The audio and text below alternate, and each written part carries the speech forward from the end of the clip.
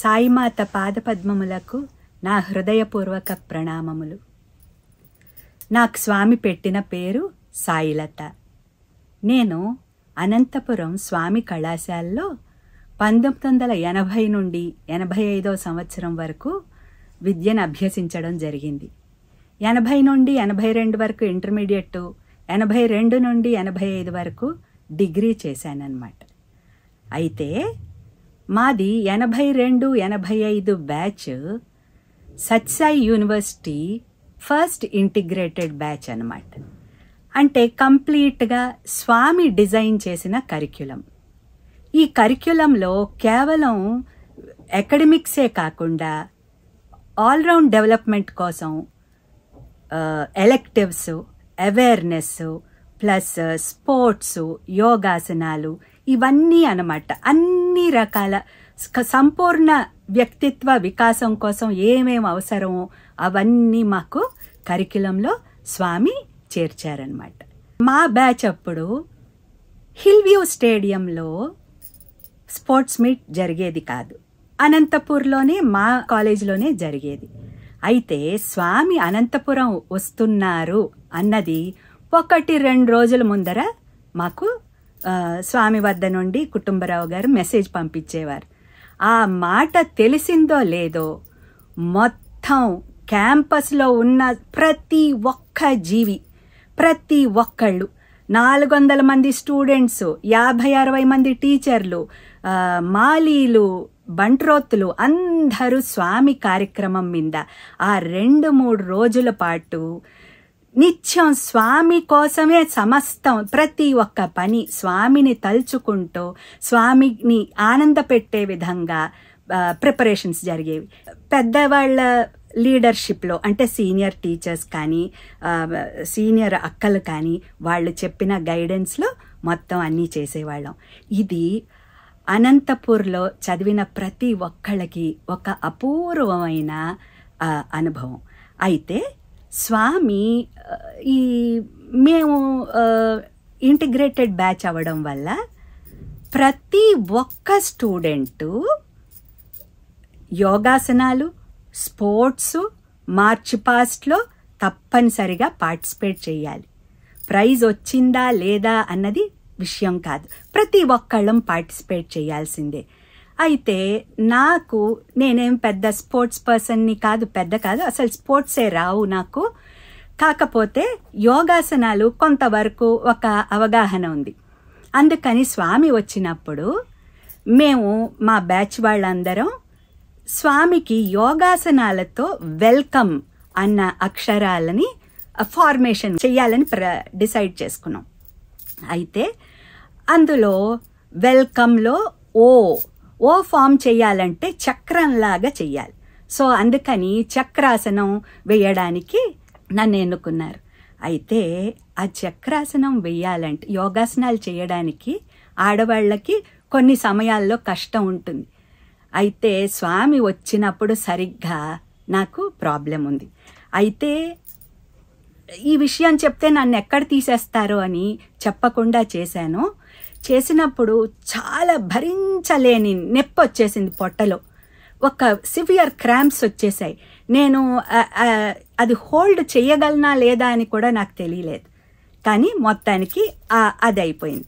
అది అయిపోగానే నేను ఇండివిజువల్గా ఒక ఆసనం అని తెలీదు, కానీ చూడ్డానికి అది టార్టిస్ అంటే తాబేల్లా ఉంటుంది కాబట్టి అది కూర్మాసనం అని పేరు పెట్టి స్వామి ఎదురుగుండా కూర్మాసనం చేయడం జరిగింది. ఆ ఆసనం స్వామి నా హృదయంలో, నా లోపల ఏం బాధ నడుస్తోందో స్వామికి తెలుసు. స్వామి ఇది చెయ్యగానే, కూర్మాసనం వేయగానే ఒక అమ్మ కూడా చూపించలేనంత విపరీతమైన ప్రేమ, ఒక చక్కని చిరునవ్వుతో చక్కగా ఆశీర్వచనం ఇచ్చారు. దాంతో ఆ పెయిన్ అంతా తీరిపోయింది. స్వామి వచ్చినప్పుడు ప్రతి ఒక్కళ్ళం స్వామి ఒక్కసారి నా వైపు చూడాలి, స్వామి దగ్గర నుంచి ఒక బ్లెస్సింగ్ తీసుకోవాలి, ఇదే కదా ప్రతి వాళ్ళు ఆలోచించేది. స్వామిని ఏ విధంగా సంతోష పెట్టాలి, ఇదే అందరం ఆలోచిస్తాం.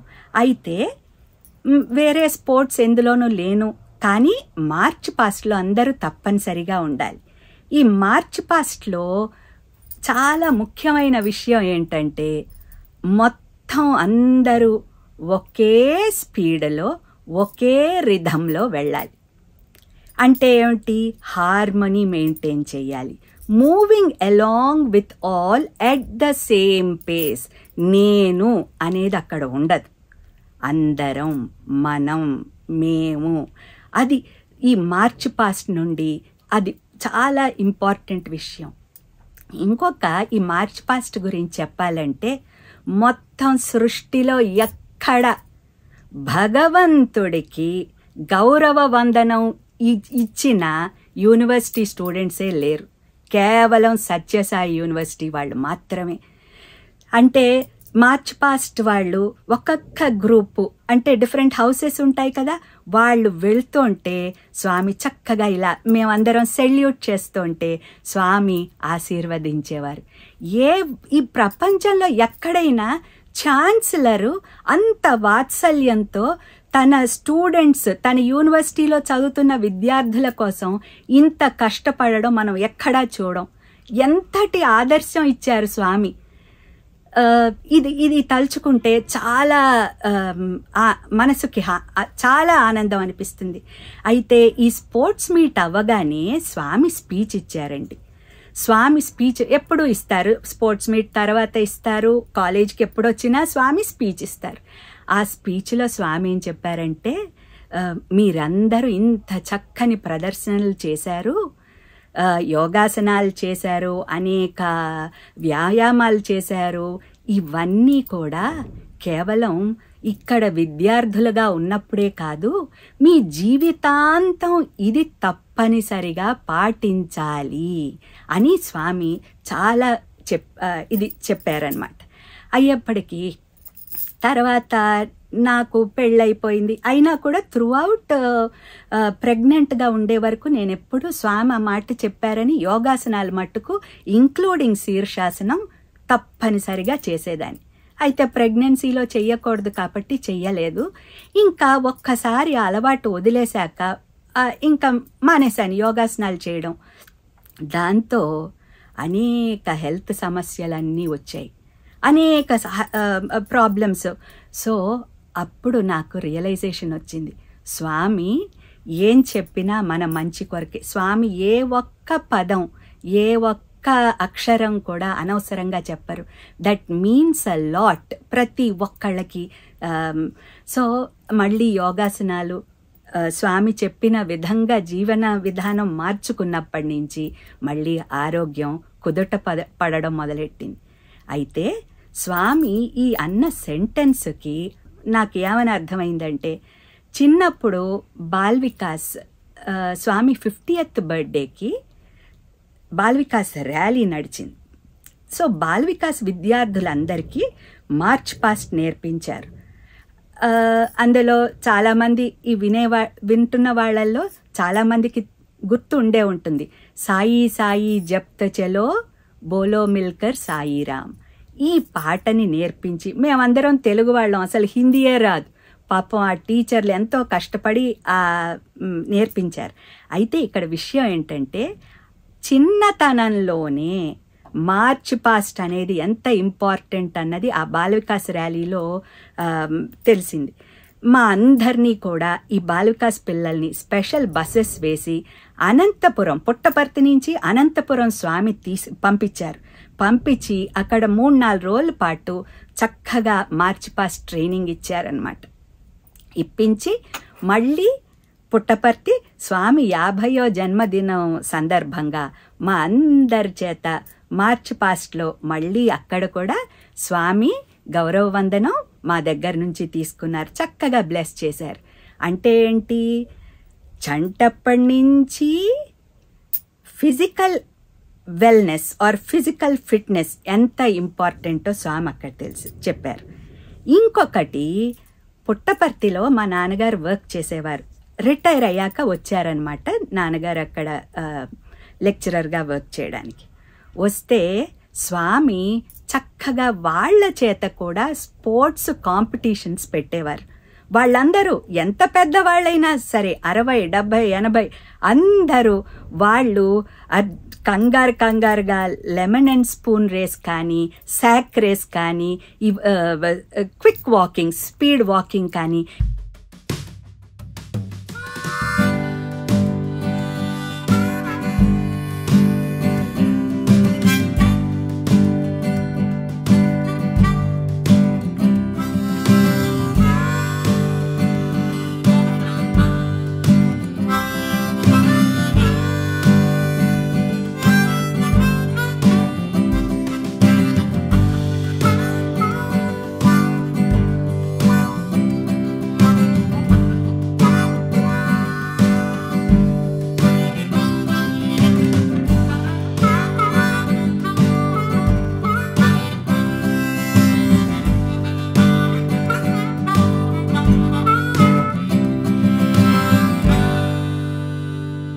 ఇవన్నీ చేస్తుంటే స్వామి స్టేజ్ మీద కూర్చుని పరమానంద పడిపోయి, ఎవరికైనా ఒకవేళ సాక్ రేస్లో ఏదైనా టంబుల్ అయినా కూడా స్వామి బాగా పరమానందంగా చంటి పిల్లాడిలాగా, స్వామిని చూస్తే అది అసలు ఆ ఫోటోలు చాలామంది చూసే ఉంటారు. అది అందరి నుంచి స్వామి ఎక్స్పెక్ట్ చేసేది. అది అంటే ఏంటి, ఏ వయసు వాళ్ళం అని కాదు, మనకి ఫిజికల్ ఎక్సర్సైజ్ అనేది అతి ముఖ్యం అన్న విషయం. అయితే ఈ ఎక్సర్సైజ్ ద్వారా మనకి ఈ స్పోర్ట్స్ వల్ల అనేక విషయాలు మన జీవనంలో నేర్చుకుంటాం. ఒకటి టైం, నెక్స్ట్ క్రమబద్ధత అంటే డిసిప్లిన్. చాలా ముఖ్యమైన విషయం జీవితంలో మనందరికీ అవసరమైన విషయం ఏంటంటే అందరం కలిసికట్టుగా పనిచేయడం అనేది ఈ స్పోర్ట్స్ ద్వారానే అలవడుతుంది ప్రతి ఒక్కళ్ళకి, ఇర్రెస్పెక్టివ్ ఆఫ్ పెద్దవాళ్ళైనా, చిన్నవాళ్ళైనా, ఆడవాళ్ళైనా, మగవాళ్ళైనా అందరికీ కూడా స్పోర్ట్స్ చాలా ఇంపార్టెంట్.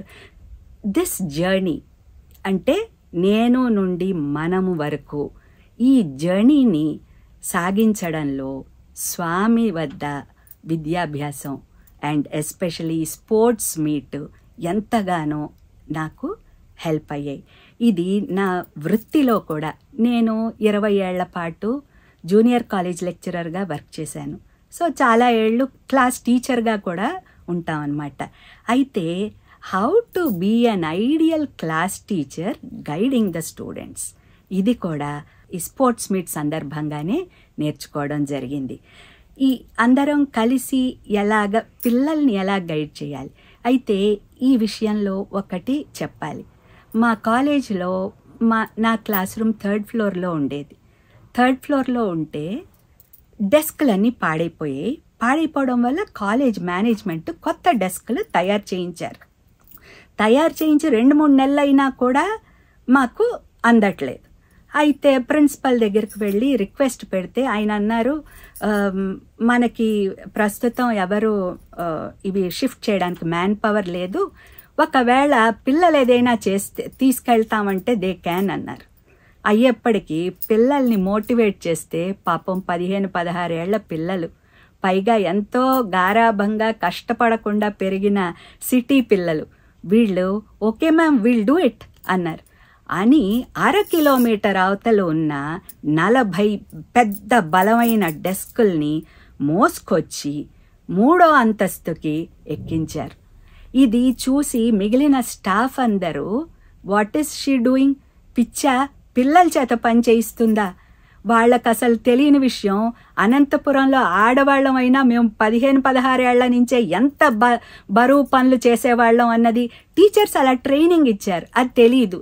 అందుకని నాకేమీ భయం అనిపించలేదు, కానీ మిగిలిన స్టాఫ్ భయపడ్డారు. కానీ ఈ పిల్లలు చక్కగా విదిన్ 2 అవర్స్ 40 డెస్కులు 1/2 కిలోమీటర్ నుంచి పైకి తీసుకెళ్లారు. అంటే ఇదొక simple example how it happens. ఇదే కాకుండా కోఆర్డినేషన్ అనేది సామాన్యంగా ఎక్కువ కుటుంబాల్లో జాయింట్ ఫ్యామిలీ అనేది ఉంటుంది కదా. ఈ జాయింట్ ఫ్యామిలీలో ఉన్నప్పుడు ఎలాంటి అలజడి లేకుండా అందరి మధ్యన కోఆర్డినేషన్ ఉండి, చక్కగా కోఆపరేషన్ ఉండి పనులు ఎలా చేసుకోవాలి, ఇదొకటి. ఇంకొక విషయం, షార్ట్ నోటీస్లో ఎలాగ పనులు కంప్లీట్ చేయగలం వితౌట్ మనం క్వాలిటీని కాంప్రమైజ్ అవ్వకుండా ఎలా చెయ్యాలి, ఇది కూడా స్పోర్ట్స్ మీట్లోనే తెలుసుకున్నాం. ఇలాగా ప్రతి ఆస్పెక్టు స్వామి వద్ద ఉండి ఈ స్పోర్ట్స్ మీట్ కానీ స్వామి కాలేజీలో ఉండి కానీ నేర్చుకున్న విషయాలు. సాయిరామ్. ఓం శ్రీ సాయిరామ్. భగవాన్ బాబా వారి పాదపద్మములకు నా నమస్కారములు. నేను శ్యామల, 94 బ్యాచ్, అనంతపూర్లో చదువుకున్నాను. BSc physics honours, first batch. Swami sports meet అనగానే మాకు ఎక్కడ లేని ఎంతూసియాసం వస్తుంది. అసలు మేము కాలేజీలో ఉన్నామా లేకపోతే ఎక్కడున్నాము అనేది ఏమీ తెలియదు మాకు. అసలు అంతా ఫుల్ ఎంతూసియాస్టిక్గా ఉంటాము. స్వామి అక్కడ మేము పుట్టపర్తికి వెళ్ళంగానే అందరినీ పిలిచి బాగా మాట్లాడుతూ ఉంటారు. తర్వాత మా ప్రాక్టీస్ సెషన్స్కి వస్తుంటారు.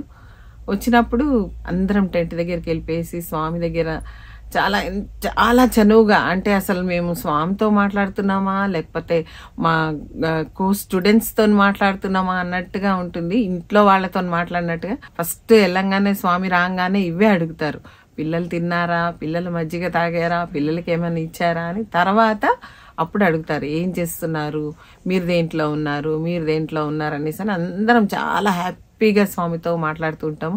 ఎందుకంటే అదొక దర్శన్ గ్రౌండ్ కాదు, మేము కామ్గా కూర్చోవాలి, మేము ఎలాంటి రిస్ట్రిక్షన్స్ ఉండవు. అప్పుడు అందరు స్వామితో చాలా ఫ్రీగా చాలా హ్యాపీగా ఇంట్లో ఉన్నట్టుగానే మాట్లాడుతూ ఉంటాము. స్పోర్ట్స్ మీట్ టైంలో మార్చ్ ఫస్ట్ చేస్తారు.